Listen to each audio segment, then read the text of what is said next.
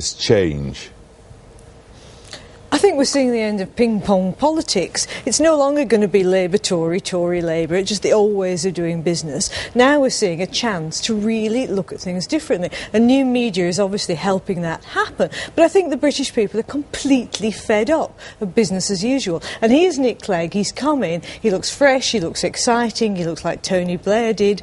You know, he looks like he's going to offer something to us that we can use. And I think we're going to take it. I don't think this is going to be a hung parliament. I think this is going to be a Lib Dem victory.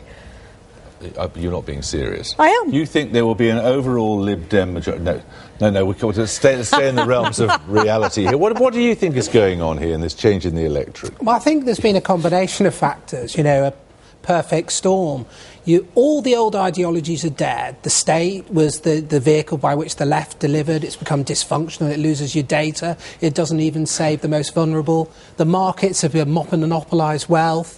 People at the bottom have less and less in terms of share of the cake. So all the old ideologies are dead. And then the representational structures themselves are compromised through the expenses scandal. So what it is all the old ways we used to deliver politics, the way we used to think our society was legitimated, are over.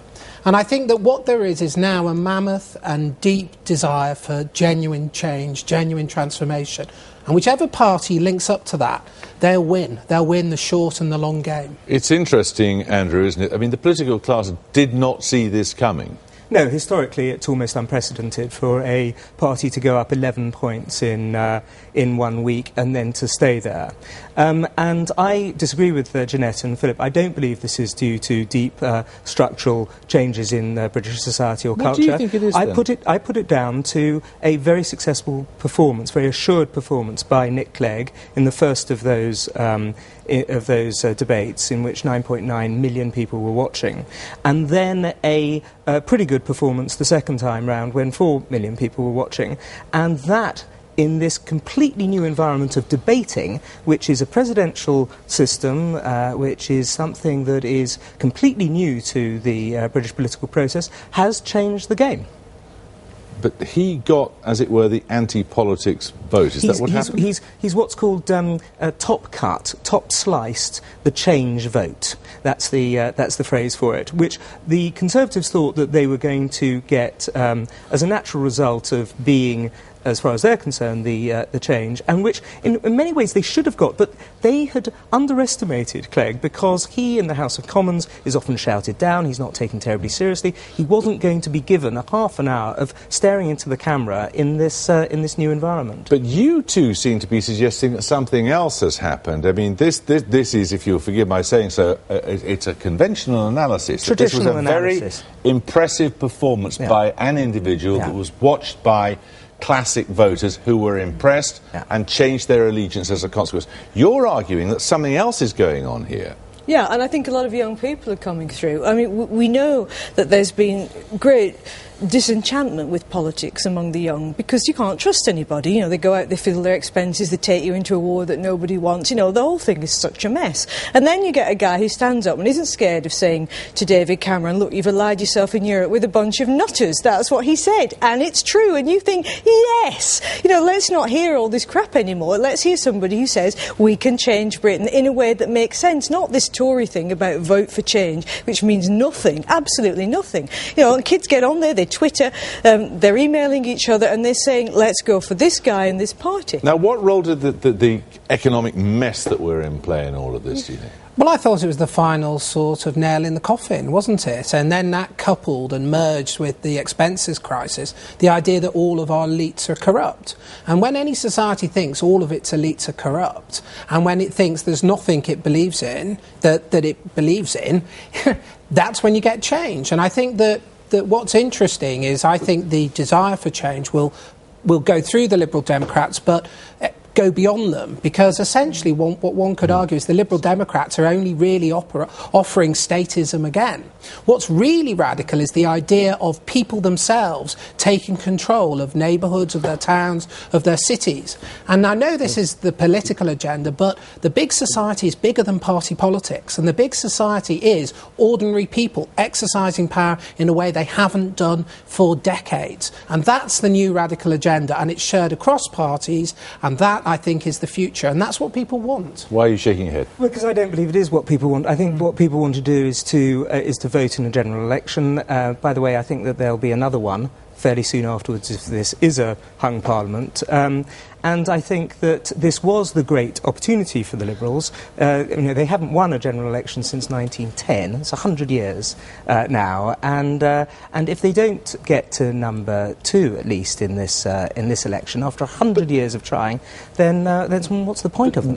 One thing that he's implying in all of this is that tribalism is sort of dead, that people are deciding to have a sort of portfolio of beliefs, aren't they?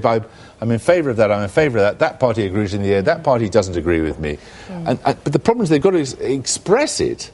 Isn't that the problem? They've got to express it through these conventional mechanisms. But I was just up in Burnley, because I come from up there, and I wanted to know why the BNP have been gaining inroads into the working classes.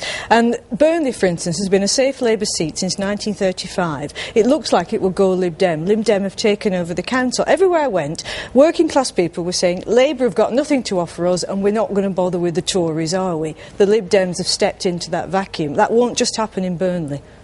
I think that what we're seeing, and I think you're right, that I think there's a type of end of tribalism.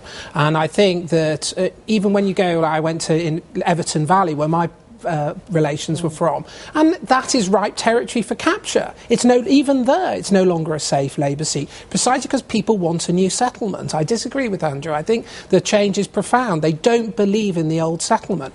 And if you can have a politics that genuinely speaks to this, that in some sense uses modern technology, uses the idea and the wish for new forms of political relationship, you can have a completely different outcome. What's happening is the reason that fewer and fewer people are voting for the two main parties over the last set of elections is that the two main parties are fighting over a smaller and smaller central part of the vote. That's why we have the obscenity of having 1 million people vote fascist for the BNP in the Euro elections and the local elections. This is monstrous that we should have had 2 fascists elected to the European Parliament, and it's because questions like immigration are not discussed by the two main parties in the way that they ought to be. UKIP, another classic example. There was no such thing as UKIP under Margaret Thatcher because her Euroscepticism was taken for granted. Okay, you identify a problem as well. What happens if nothing changes? We have this hung parliament, don't we, which is going to be a massive problem. It's not always, historically, by the way, hung parliaments, certainly in the 19th and early 20th centuries, aren't necessarily a bad thing if you don't have a really big problem. But we have a really big problem in this country. Jeanette, what do you think is going to happen if there isn't substantial, significant change as a consequence of this election? I think you'll get an amazing amount of people giving up on politics altogether, and that will let lunatic fringe groups like the BNP into the vacuum. We cannot afford a vacuum in politics. Well, I think that the party that captures this change, and the electoral reform debate is just the tip of the iceberg. The point is even if we get electoral reform, it will actually deliver more shabby politics. It won't necessarily deliver what people want. That's why the answer is civil society. We'll leave it there for the time being. Thank you all.